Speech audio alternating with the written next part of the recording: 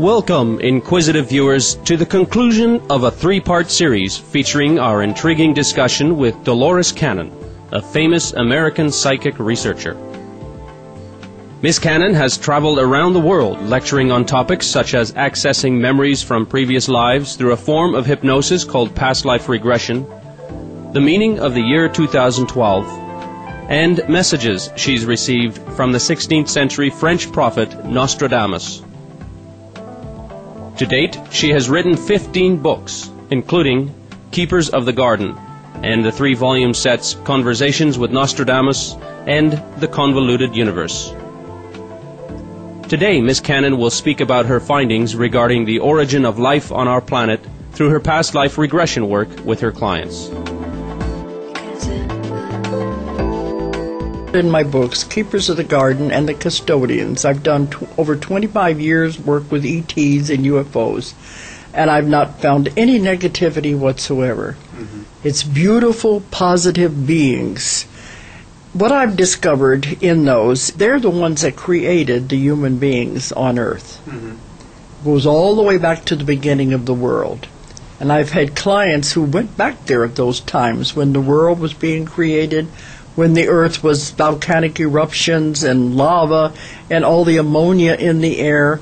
They went back to those times to where their job was to help clean the air out and to stabilize the Earth, because you had to do that before you could have any life here.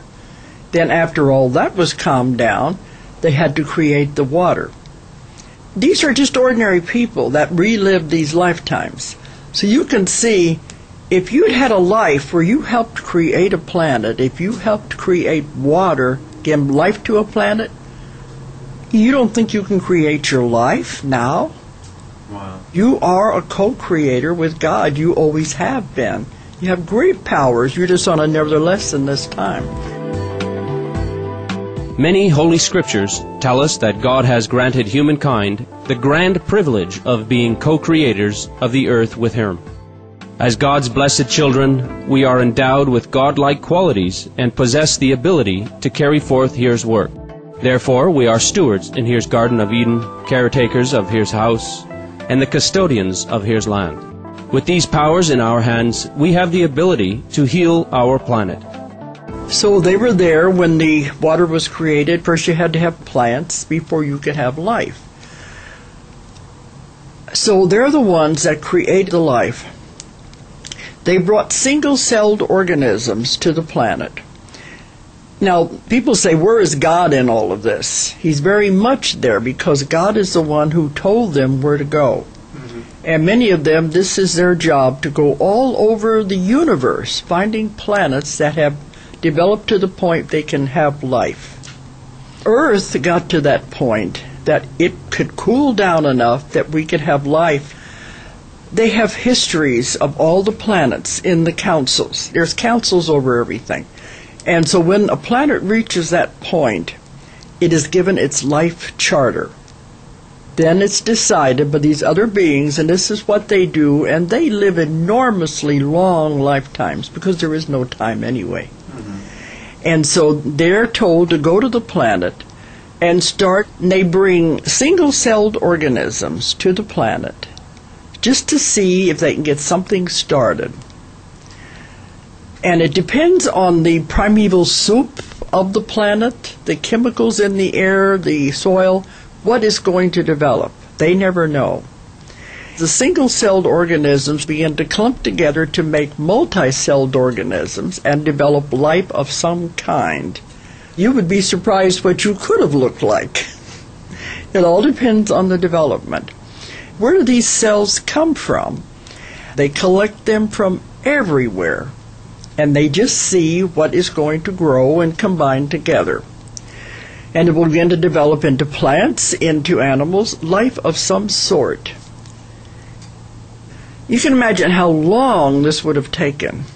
So I've had people go back to lifetimes when they were the seeders, trying to spread life to get it going.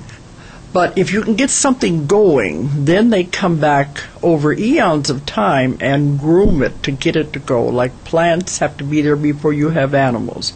A lot of the animals were brought from other planets just to see what would grow here and what would evolve here. So they said, give this beautiful planet a being with intelligence and free will, and see what he does with it. This is one of the most difficult, challenging planets to live on. So to come here, you have to be a master manifester, even be allowed to step foot on this planet. Because it's so hard, the lessons are so hard. And then when you come, of course, all the memories erased. You forget the rules. You forget why you're here. As the animals began to develop, they picked the monkey to manipulate the genes in order to create people because it had a big brain capacity and it also had hands. You've got to have hands if you're going to create tools. You know, we are about 98% compatible genetically with the ape. So we are so closely related. So they picked that one and they began to manipulate it to create a being that would turn into an intelligent being.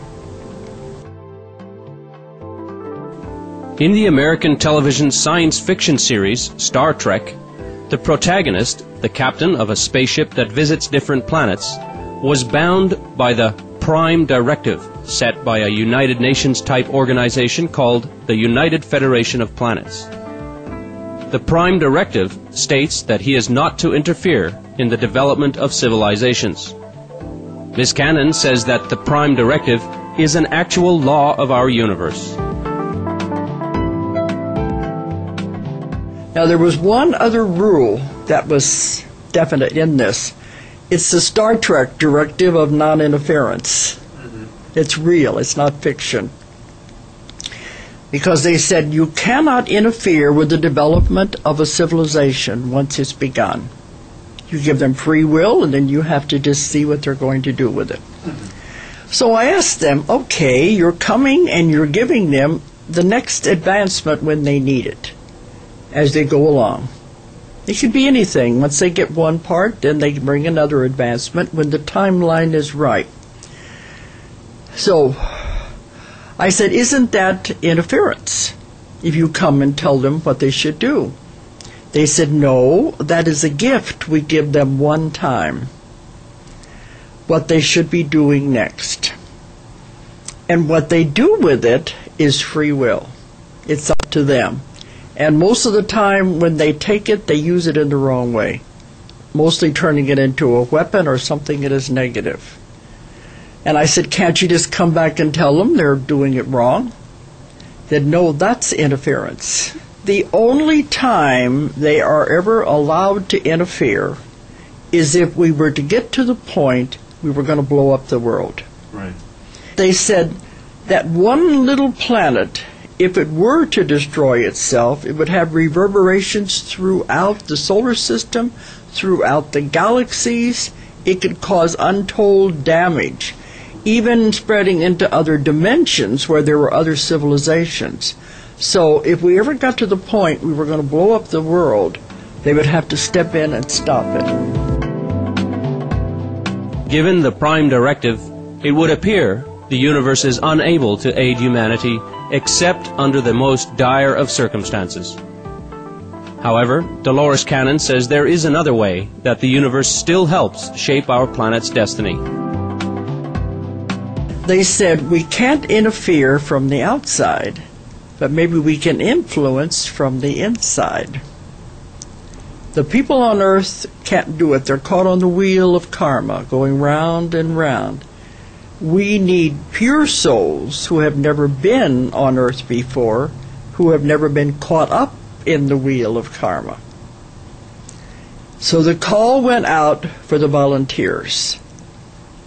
Who wants to come and help Earth? Earth is in trouble. These are pure souls who have not been contaminated by Earth. One of the rules is when you come in, you forget. We're the only planet where we forget our contracts, we forget our association with God, and we have to stumble back and discover it all over again. It's a very challenging planet. They have volunteered to come to Earth to help Earth. Of course, when you get here, you have no memory, it's erased, and they think, what in the world am I doing here? They don't understand these people. I found 3 waves of volunteers. Some people will go back to planets where they've, in other lives, where other dimensions, never been on Earth before. Other ones go back to God, or what they call the Source, and have never, ever left the Source, never been in a body at all. Now, the 3rd wave are the children, and many of them now are in their early teens. They're the hope of the world. They are coming in with all of the DNA has already been changed. They are here to do their purpose. Of course, they don't know it consciously. Thank you, Dolores Cannon, for sharing your research regarding the creation of life on Earth and how the universe aids our planet in its development. We are grateful for living on such a beautiful planet and are heartened to hear there are beings both from our world and beyond actively working to achieve peace on Earth. For more details on Dolores Cannon, please visit www.ozarkmt.com. Books, DVDs, and CDs by Miss Cannon are available at the same website.